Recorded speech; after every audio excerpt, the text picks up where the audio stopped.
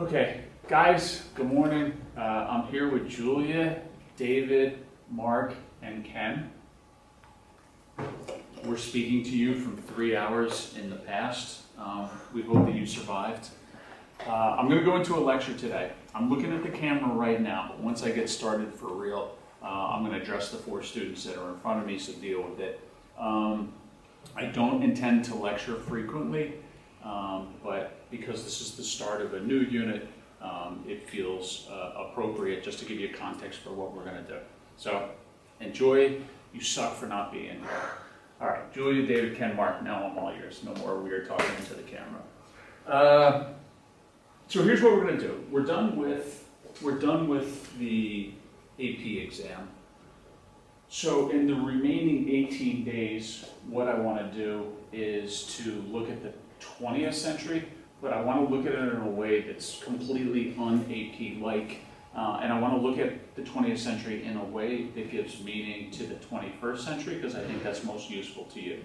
We're not going to use any of our AP skills. I'm actually going to craft this unit in a way that it supports independent research and some more creative skills than we would do in the AP course. So when we talk about the 20th century, I'm going to try to teach the 20th century in just a single 15-minute lecture, which is like kind of impossible. So instead of going into effects, I'm going to assume that you know some things just from basic knowledge, movies, whatever the case may be. And instead what I'm going to do is not teach the facts of the 20th century, but to teach like a framework so that you can understand it. So when we talk about that framework, the first thing we got to contend with is the concept of a short 20th century. So you guys learned the long 19th century as a way to periodize 1750 to 1914 for the College Board. Now we're going to look at the 20th century as a short century that's going to go from 1914 to 1991. I have 3 purposes with today's lecture. And the first one is this lecture is the starting point for our last unit. I'm going to test you on the last unit on the quarter 4 exam. The second thing is more conceptual in nature. The conceptual purpose of today's lecture is so that you have a framework to understand the 20th century, which I already said. And then the third thing is this, and this is also fairly concrete. Today's Monday. On Wednesday, I believe, either Wednesday or tomorrow, I gotta look at the calendar carefully and how I have this unit planned. I'm gonna ask you to read a very famous essay written in 1989 by a Japanese-American historian named Francis Fukuyama. He wrote an essay, it's only 5 pages long, it's called The End of History.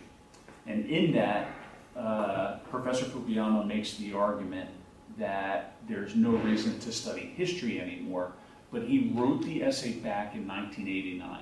It's really kind of interesting, the assertions that he makes. He's also wrong. And I think this is a really good focal point for understanding the 20th century, if you can look at Francis Fukuyama's essay and kind of see what he got right and what he got wrong when he wrote the essay 30 years ago. So there we go. There's the 3 purposes. We're getting ready for the quarter 4 exam. I'm giving you a way to understand the 20th century, like a simple framework. And then third, I'm giving you a primer so that you can understand an academic essay, a famous academic essay that was written 30 years ago. Okay, so I made a big deal of the long 19th century, and now I'm bringing in the short 20th century. So these are all questions of periodization. I like the long 19th century and I like the short 20th century, but I do want you to understand that there's other ways to periodize. This is the system that I'm choosing. The reason that I'm choosing this system is because I'm in love with this handsome man right here. So this is Professor Eric Hobsbawm. He died in 2012. You've never heard of him. I know you've never heard of him. Just trust me when I tell you he's extremely famous. The old style of historian, if you go back to the 1800s, were like these old men who knew absolutely everything. Edward Gibbons would be an example, who wrote the history of the Roman Empire. But anyway, this guy's knowledge of history was completely encyclopedic. Furthermore, he was a hardcore communist, He was a member of the Communist Party. He was Jewish. He was very much a Marxist in his way of looking at history, which means that when he looked at history, he looked at it from like a class struggle perspective. You've never heard of him, but now you have. You're welcome for that. This is a headline that I took putting this PowerPoint together. This is from a British newspaper, the year that he died. He's considered the last great classical historian, and when I say classical historian, it goes back to the fact that like he knew everything. Historians nowadays don't know everything. They tend to be specialized in a particular field. The reason I'm bringing in Hobsbawm is because he's the one who came up with the concept of the long 19th century and the short 20th century. He wrote several history books, but two of them are particularly famous, and this is one of them. This is The Age of Extremes. It's about the 20th century. And if you'll see down here, the tagline for The Age of Extremes says 1914 to 1991. So this is what he called the short 20th century. And just so you know, he's also the one who came up with the long 19th century. All right, I know periodization isn't the sexiest thing in the world, but I want to talk you through it so that you have a framework. So here's what you know. Unit, I don't know, was it 5 and 6? Unit 5 and 6 that we studied in preparation from the exam went from 1750 and it ended in 1914. And again, like I really want to emphasize the fact that this is Professor Hobsbawm who came up with this system. David, what happened in 1750? Why do we start it here?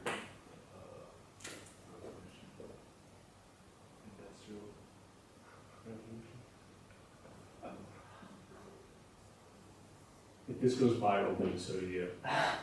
All right, so it starts in Britain in approximately the mid-18th century, and it starts with the First Industrial Revolution. Julia, what happens in 1914? The First World War.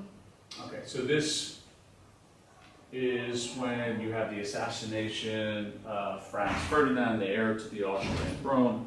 It's when you have the July crisis, and then, of course, all of that consequences in the start of World War I. Long 19th century. So then over here, the short 20th century, we go from 1914, and it ends in 1991. Kenshin, you're up. Why 1991? That disbanded the USSR. Okay, very good. I thought you guys would know this. I'm pleased. You do not disappoint.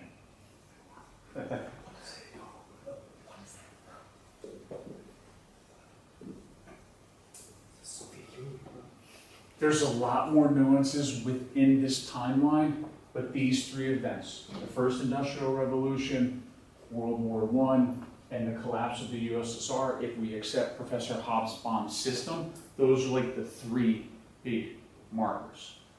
That's not enough for us though, because you're going to read Fukuyama's essay and you need to understand where he's coming at, and you should be educated as AP World History students. So here's a few more things that I want you to add. And by the way, those of you watching at home, you should be taking notes right now. All right, so the first thing that we got to bring into conversation is a sub-periodization scheme that goes from 1870 and then ends with 1945. All right, so now it's going to get a little harder. So this is a period of time that exists at the tail end of the long 19th century and at the beginning of the short 20th century. Mark, you're up for both of them. 1870, sir, what happens? Imperialism? Say it again? Imperialism? So you're not wrong. You could say that it's the beginning of the age of imperialism, but that's not actually it. Arguably, you could say something more consequential, more significant in terms of its impact, occurred in 1870. Second Industrial Revolution. Good man. All right, so 1870, and this is a very, very ishy date. Like, you can move this around. You can move it a couple decades before, you can move it maybe a decade after. So 1870-ish is the beginning of the Second Industrial Revolution. Julia, now you're on. 1945, what happened? Okay. So this is the end of World War II, but it's also, and of course all these things in history, especially when it comes to periodization, are arguable, but it also begins a period of time known as the Cold War. So take notes on this, those of you who are home, because everybody in class is doing it, and also because, again, I'm trying to create this framework so that you can understand, one, Francis Fukuyama's essay, and then second, just have a broader understanding of how the 19th century bleeds into the 20th century. Mark, could you do me a favor and look at the view screen on the camera, just make sure it's recording? I'm gonna be pissed if I gotta give this lecture twice. Yeah. All right, thanks. Oh, sorry. Okay. So just to review, and then I'm gonna add one more idea, and then we're gonna move on. So here's the central dichotomy, right? You have the long 19th century, you have the short 20th century. Everything from 1991 until 2000, wait, what's the date? 2020? Yeah.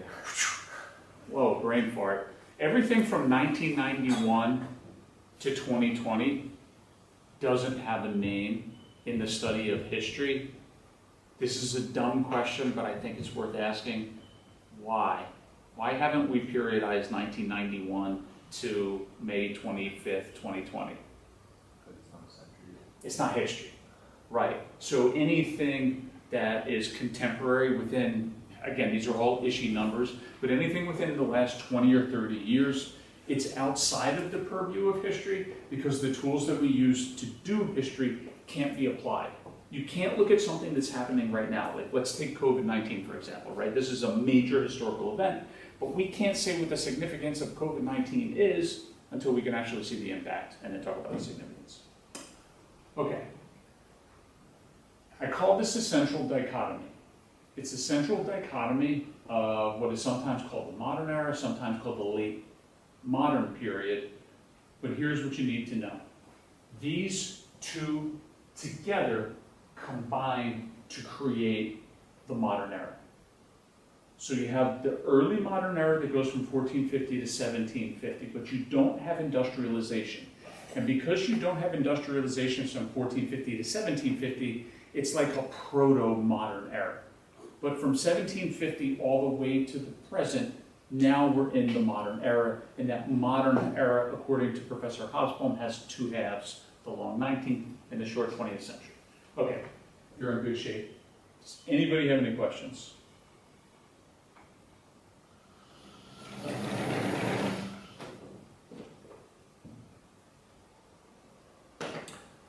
Let's move on. So, in some ways, I think it's kind of a shame that you guys were in the AP class as opposed to the regular class, because one of the things that I talk about a lot in the regular class is why Mr. McMaster is wrong about everything regarding history.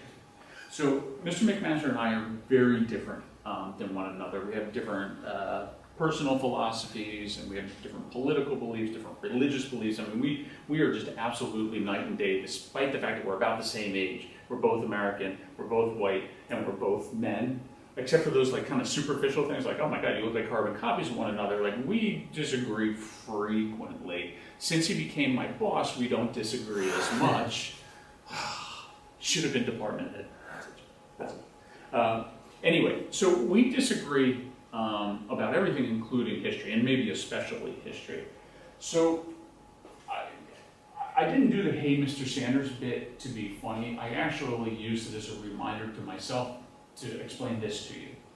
Every historian has a different approach to history. The approach to history begins with the questions that we ask. I guarantee, well, let me throw it to you guys. Did all four of you have Mr. McMaster? No. Mr. Day. McMaster. All right. Mr. McMaster, right, Julia? Okay, so you two. If I look at the modern era, specifically I'm looking at the 20th century, this is the question that I think is most important.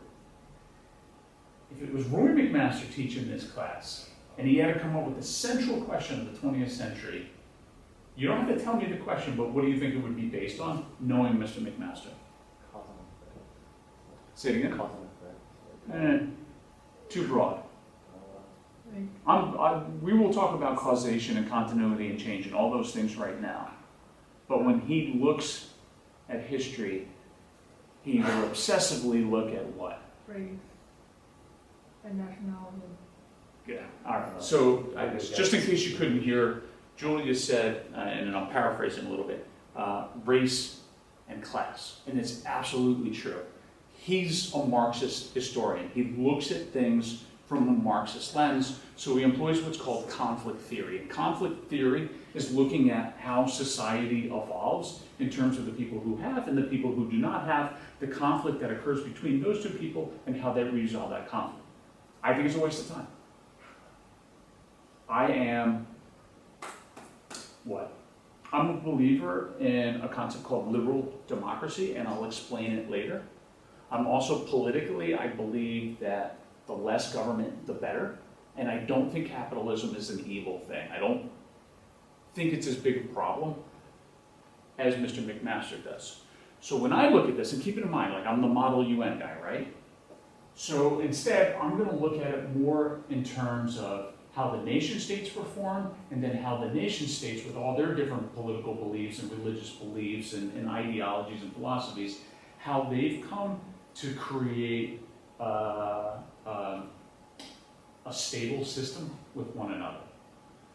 This is my question to you. Just let's be real clear. You could ask a lot of different questions.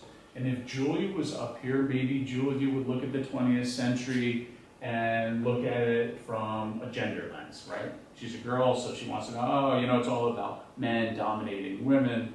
And maybe if Mark was the teacher, he would look at it from a technological lens. And he would say, dude, none of that matters. It's all about advances in the science and how that's changed society. And if Ken was up here, because he likes film, maybe he'd be talking about, no, look at the art. How has the art evolved over the 20th century? You want to understand the 20th century, how has it changed?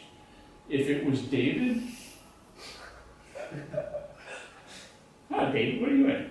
I don't know. Maybe from a religious lens, maybe from an athletic lens, maybe from an entertainment lens. I don't know, what is your favorite class?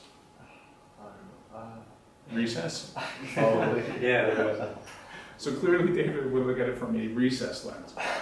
That makes no sense. Okay, you understand my point. One, I like to be clear, like, because I'm certainly going to, you shouldn't call them biases, but I'm going to have a specific perspective to the 20th century that you should be conscious of. And second, because I'm the teacher, right? I'm the boss of this little universe of mine. This is my question that we're going to tackle in the next 13, 18 days. Okay, so what's the central ideological conflict? Here's what I think. So you're looking at Winston Churchill, President Roosevelt, and the man of steel, Joseph Stalin. And what I see the 20th century being is a conflict between nation states to create an ideological system that the entire world will adopt. It's about influencing and creating the system with which every country works. Now, this isn't about conquest. This isn't about imperialism or colonialism. It's not about the British going into India and taking over the land. Instead, it's about influencing the ideology with which all other systems work. This is best and most accurately referred to as a new world order. So let's go ahead and define that term.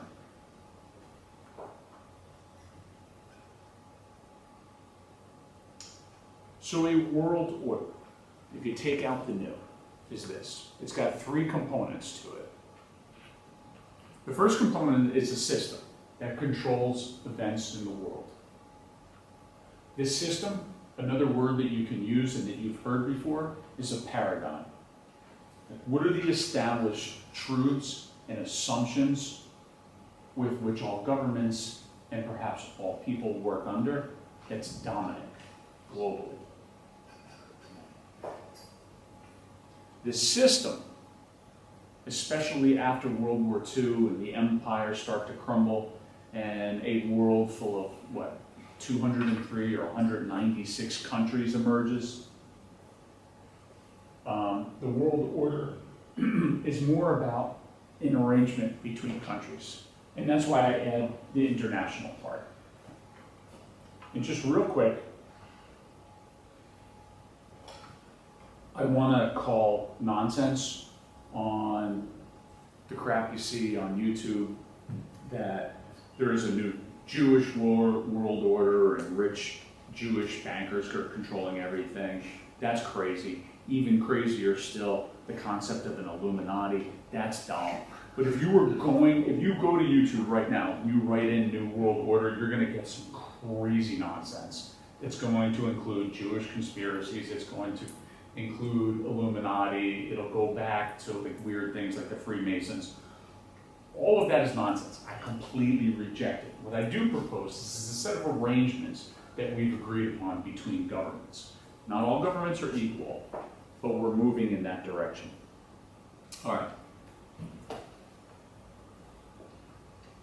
This is maybe a little bit hopeful of me, just in the off chance you can't see this on the screen.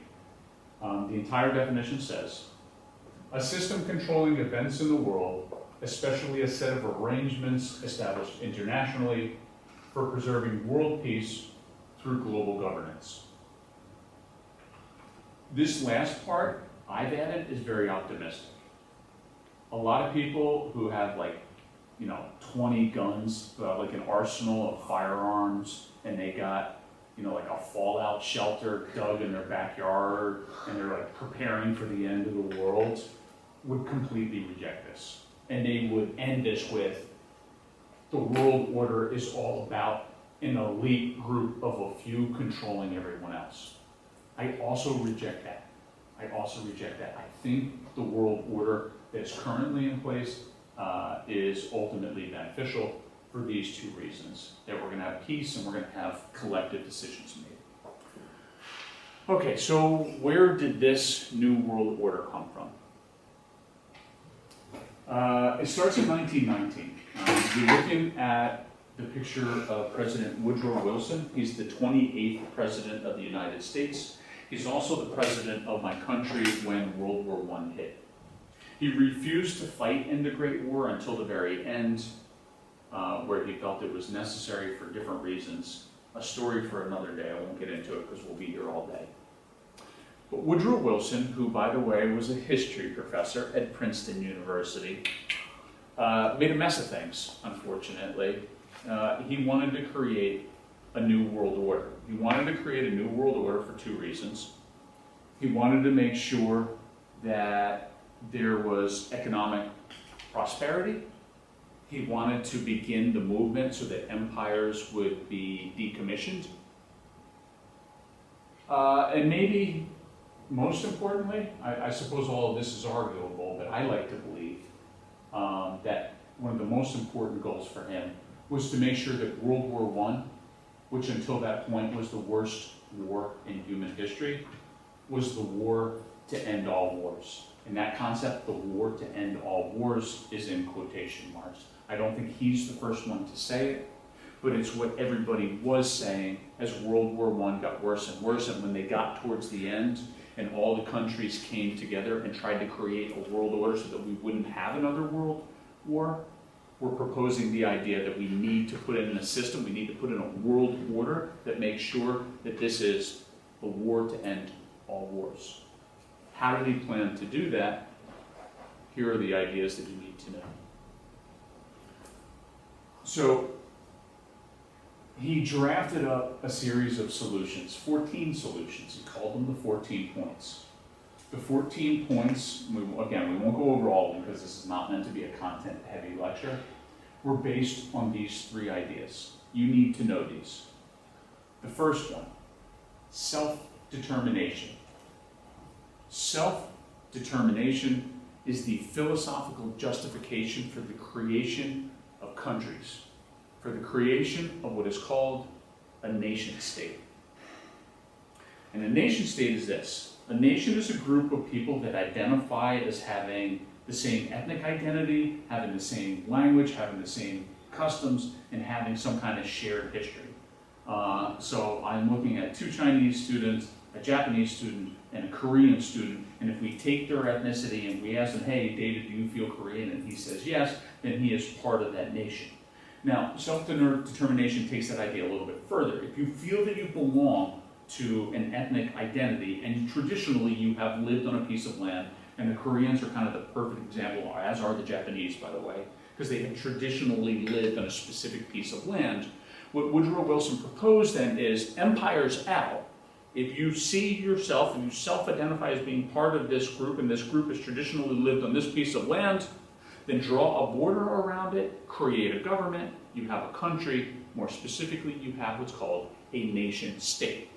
The nation is the group of people that self-identify, the state is the political structure, which includes the border and the government, the functioning government. That whole concept is expressed as self-determination. A people have the right to self-determine their future, not an empire. Their fates cannot be determined by others. The second idea they're almost, I would say they're synonymous with one another. These are the 2 basic ideas behind the League of Nations. Multilateralism, many sides, is the idea that whenever there is a conflict between 2 countries, you will bring in all countries to come up with a compromise and a solution, to negotiate a peace instead of using war. The League of Nations was the vehicle for that. And then global governance is just all of this encapsulated. That all major decisions that any country is going to be made need to be made cooperatively. The world and the different nation states that make it up need to make these decisions together. On paper, it sounds like a great idea. It was a complete and utter failure. World War I led to World War II. So we know that these ideas failed, and they failed for a number of reasons, but I'm just going to talk about some of his personal failings. Number 1, Woodrow Wilson was a hopeless racist, and we're talking like old school, mid-19th century racist. He absolutely hated black people, and he was very dismissive of East Asian people. It's actually one of the things, his decisions, his racism, his unwillingness to take these ideas of self-determination and share them with East Asia, particularly China and Japan, absolutely created a series of events that would lead to World War II. That's his first problem. His second problem is when he was at the Paris Peace Conference in 1919 trying to create this new world order, he was contending with the British Empire and the French Empire, and neither one of those empires wanted to give up any of their colonies. They absolutely refused. So they would make these dumb compromises that just didn't work. For example, the British would say, you can have the League of Nations. We'll use a multilateral system. We're keeping India. And then the French with their colonies would say the same thing. So he's talking about this. He's talking about self-determination on one hand, but on the other hand, he's letting all of these European empires exist. And the world saw this, especially the colonies, and they got angry. They're like, this isn't true. Like, you promise something, you're not delivering in it. And the places where you do deliver it, like, they're white-skinned people. Whenever we see black people, whenever we look at the results of the scramble for Africa, none of those sub-Saharan African countries got their independence.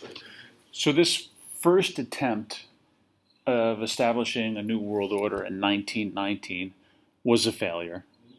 Wilson was a racist who applied his ideas unevenly, and he was forced to make too many compromises with the European empires who absolutely didn't want to give up their colonies. Now, the New World Order that Wilson envisioned did come to be, to an extent, again, imperfectly, but closer to his vision after World War II.